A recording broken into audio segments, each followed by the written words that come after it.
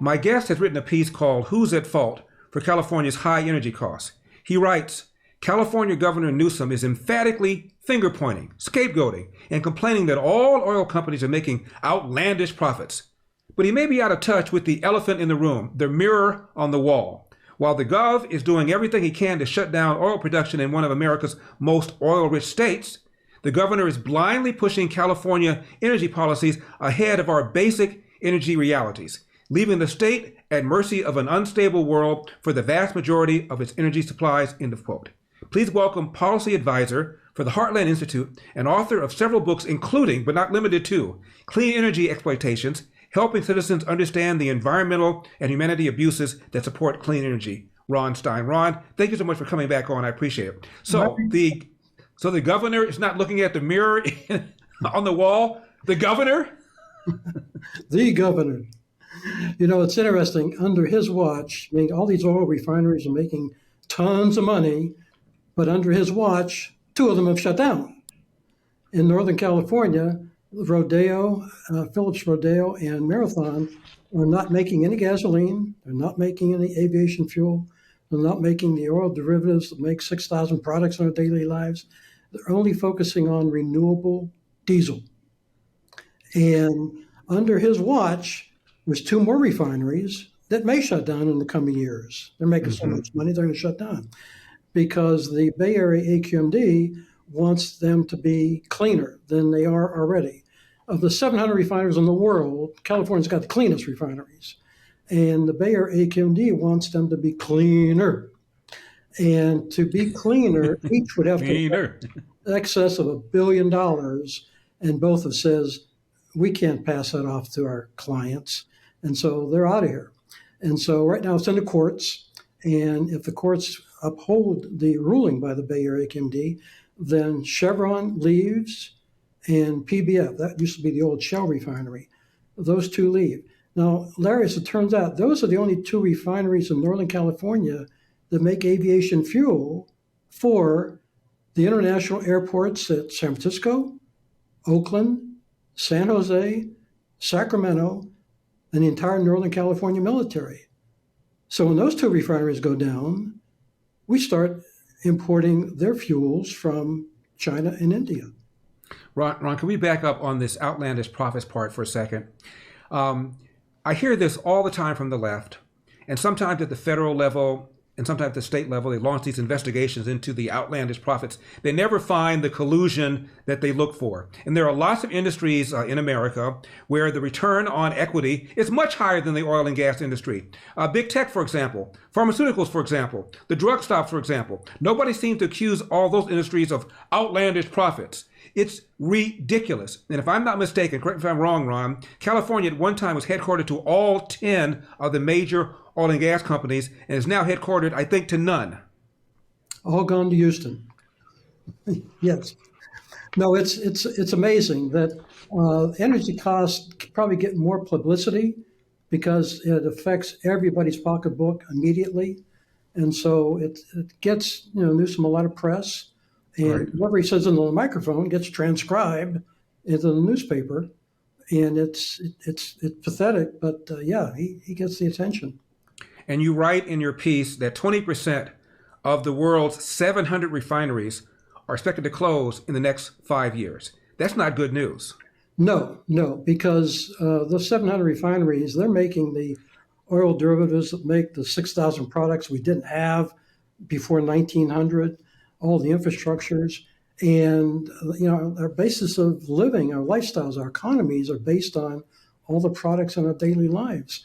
Larry, look in your house, look in your workplace, look in the hospital, try to identify something that was not made with fossil fuels. And these refineries, they're all old, they're getting harder to maintain, much more expensive to retrofit. And right.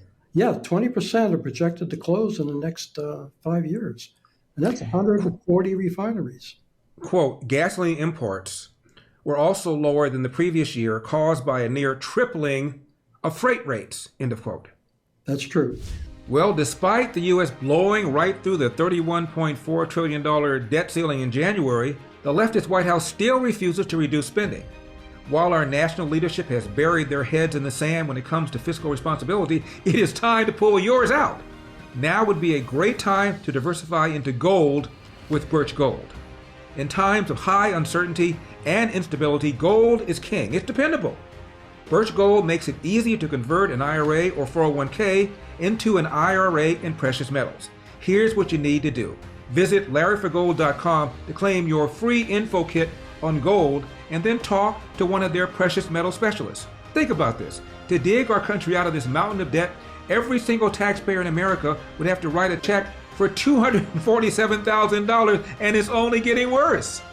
Protect yourself with gold today by visiting LarryForGold.com. With an A+ rating with the Better Business Bureau, thousands of happy customers, and countless 5-star reviews, you can trust Birch Gold to protect your future. Visit LarryForGold.com today. That's LarryForGold.com right now. You know, California, interesting, you talk about imports. Back in 1995, California imported 5% of our crude oil needs for the economy and the citizens from foreign countries. And California's been on mission to reduce in-state production. So instead of importing 5% today, we're now importing almost 60%. Larry, California is the only state in America that imports its oil from foreign countries. And we have the biggest reserves here, right here. And what does Newsom want to do about those reserves? He wants to reduce in-state production and increase imports. You know, with California being the 4th largest economy in the world, we're a national security risk for the entire country. Right. You also write this: due to expensive environmental mandates, including requirements for refiners to make specific gasoline blends only sold here in California, refiners are reluctant to make long-term upgrade investments because state climate and air quality initiatives disincentivize petroleum production. That's true. The rules are constantly changing, and it's hard to make a big investment when you're limited to how much you can pass off to the client without getting Newsom upset. And so, the posted price of the pump is more than just the price of the fuel. It's the price of all the environmental programs, and the cost to comply with them are just passed on to the users. And, any retrofits, to meet newer requirements are passed off to the users. And so, yeah, our cost of energy, cost of fuel is obviously high, and it's, cost of electricity is going high. It's, like I say, it's, mirror, mirror on the wall. Right. Take a look, who's causing it? And finally, you write this, Ron: California has twice as many drivers per gas station than the rest of the country. There are several reasons why California has a shortage of gas stations. Real estate is expensive, often has a higher and better use than a gas station. Permitting in California is more difficult than that of other states, end of quote. Right. And Newsom is being effective in convincing cities to reduce gas stations, not permitting them, getting rid of them. And so, yeah, he wants to go all EVs, and he's going all in with every tool he can pull out of his hat. So, yeah. And I think one of the last times you and I talked, Ron, you talked about the gasoline tax and how if you switch over to EVs, there's going to be less gasoline tax to fix the roads and bridges and so forth. That does not seem to be of concern to Gavin Newsom. I would hope it is, because California has about 400,000 miles of roads, and presently the fuel taxes provide about more than $8 billion to maintain those roads. Now, easy calculation: you get rid of fossil fuels, you get rid of $8 billion. And now you got 400,000 miles of roads, the same number of vehicles, but these vehicles are heavier. EVs are much heavier than a gasoline car. So there'd be more wear and tear on the roads, and who's going to pay for it? Larry, I think the UK has come up with a good solution. They have, in the UK, all the home chargers and office chargers are programmed not to work 9 hours a day during peak load requirements. Right. Most importantly, and this is the big one, most importantly, all those meters are on separate meters. I mean, all the charges are on separate meters, because if, basically they know they got to rebuild the grid, and who's going to pay for it? The users are going to pay for it. And if the grid gets in real trouble, they'll just turn off the circuit. So instead of not operating 9 hours a day, it may not operate for days. And so, yeah, they know they got a problem. Newsom doesn't know he has a problem. Well, that's my last question. When will Newsom and his colleagues up in Sacramento realize, Ron, they've got a problem? Well, 2035 is fast approaching. And, the average profile, the EV owner, is a multi-car family.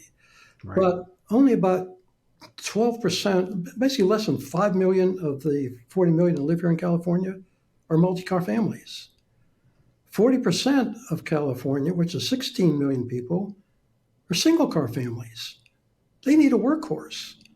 More likely they can't afford the piece of equipment they have, and right. So they're not going to be able to buy it. It's going to come down. I think the EV industry, the manufacturers, I think they've been mandated into a death spiral. The buyers aren't there. Electricity's not there. The lithium and cobalt's not there to build the batteries. Right. And it's all going to come to a frightening conclusion.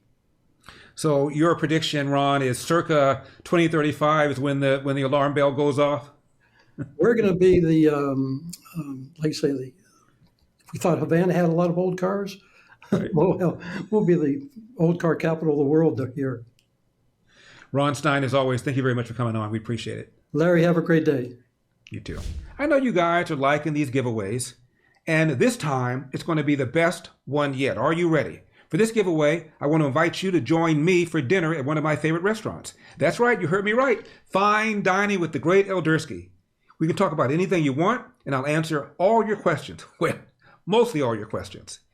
It'll be a great time for sure, so hurry up and go to winlarry.com to sign up. I'll be announcing the winner live on February 22nd, so make sure to stay tuned.